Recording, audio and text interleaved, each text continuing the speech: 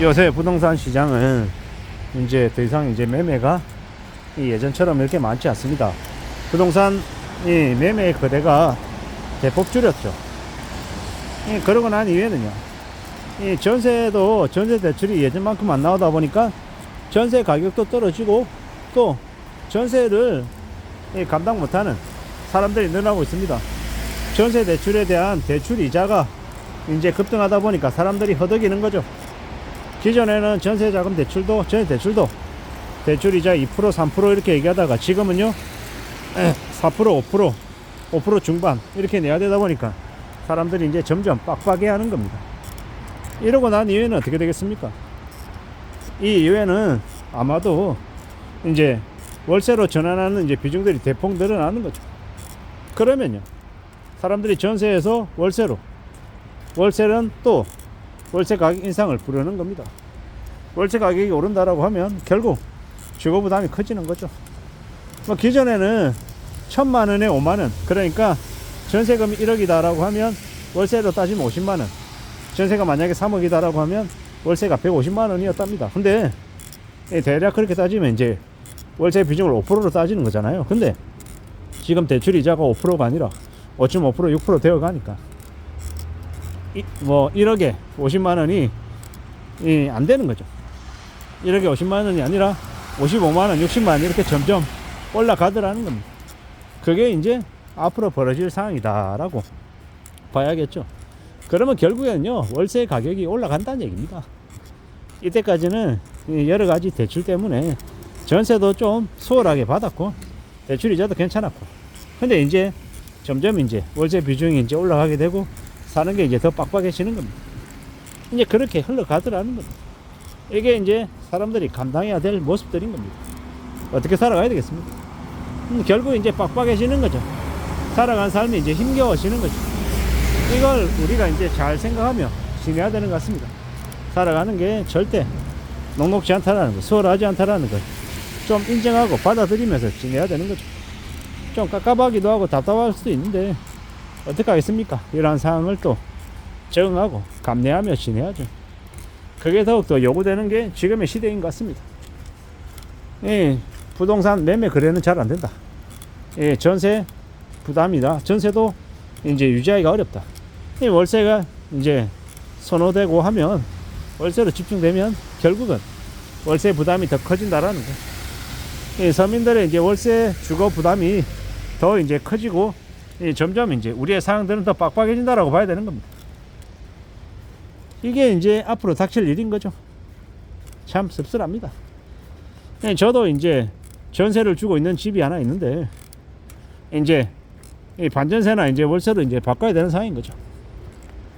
전세로 이제 세입자를 바꿔야 하는데 그게 이제 녹록지 않아서 반전세나 월세로 이제 고려해야 되는 상황인 거죠.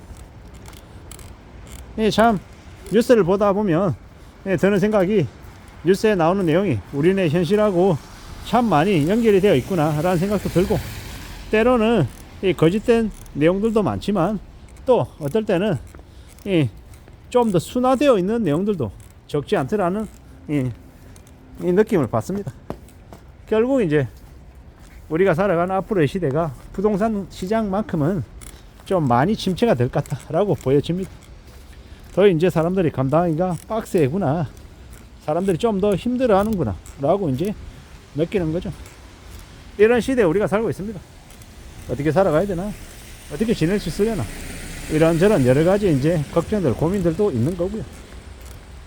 참 사는 게 뭘까, 우리가 어떻게 사는 게 잘 사는 걸까 라는 이런 의문도 생깁니다. 사람들이 사는 게 힘들다, 빡빡하다, 또 어떤 사람들은 그냥 조용히 그냥 산다, 어떤 사람들은 또 넉넉하게 여유롭게 산다, 이런 사람들이 참 많은데 이 그들의 개개인의 삶이 정말 어디를 향하고 있는 거고, 나중에 삶을 마감할 때쯤 되면 어떤 삶을 정말 좋은 삶이라고 얘기할까, 뭐 이런 궁금증도 생기는 겁니다. 살아가는 우리네 현실들, 우리네 모습들, 이런 것들도 이제 되돌아보게 되는 거고요. 참 쉽지 않구나 라고 생각하면서도 다른 한편으로는 그래서 좀 더 열심히 살아가야겠다 라는 마음도 먹게 됩니다. 2025년이고 지금인데 참 잘 살아가야죠. 잘 지내야죠.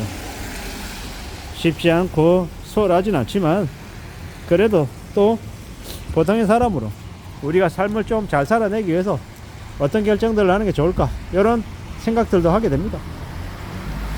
월세가 올라간다, 전세 부담이 크다, 이러면 좀 규모를 줄여서 자신의 형편에 맞게 좀 조정을 해야겠죠. 그런 것들이 더더욱 더 필요한 시대인 것 같습니다. 감당할 수 있으면 모르는데 그런 것 없이 그냥 계속 유지만 하겠다라고 하는 것도 정답이 아닐 수 있겠다라는.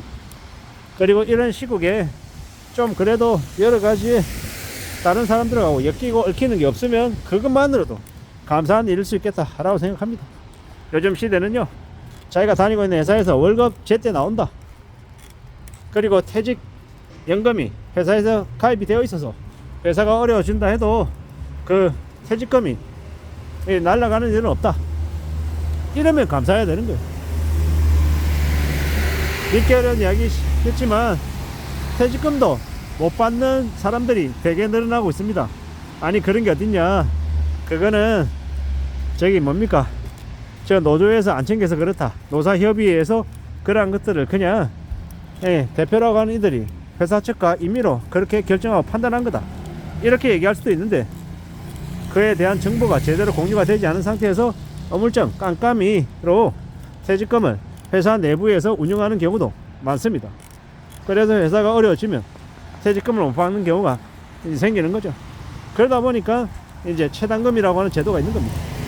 참 이제 뭐 이런 얘기를 할 필요가 없는 세상이 되어야 하는데 이놈의 나라에서는 임금 체불이나 퇴직금을 못 받는 경우도 비일비재하게 발생해서 말씀을 드려봅니다. 취직 60분이나 그것이 알고 싶다 이런 데에서 나와서 억울하다, 말이 안 된다 라고 얘기해도 사람들은 자기가 그걸 경험해보지 않으면 못 느끼고 그럴 리 없다라고 지레짐작하는 경우가 있습니다. 지레짐작하는 사람을 뭐 폄하하기 위함이 아니라 자신이 경험해보지 않고 자신이 생활해보지 않은 환경에 대해서는 납득 못하는 게 당연한 겁니다. 그리고 대한민국에서 그런 기업들이, 그런 회사들이 여전히 존재한다라는 것 자체가 말이 안 되는 건데 이놈의 나라에서는 말이 안 되는 일이 비일비재하게 벌어지고 있음을 우리는 또 인정하지 않을 수 없는 것 같습니다.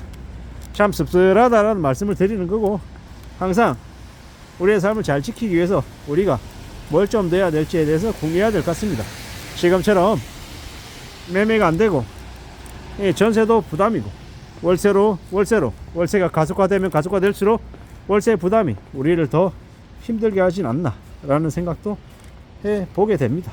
아무쪼록 저나 여러분들이나 우리 모두의 삶이 좀 안전해지기를 바랄 뿐입니다. 이상입니다.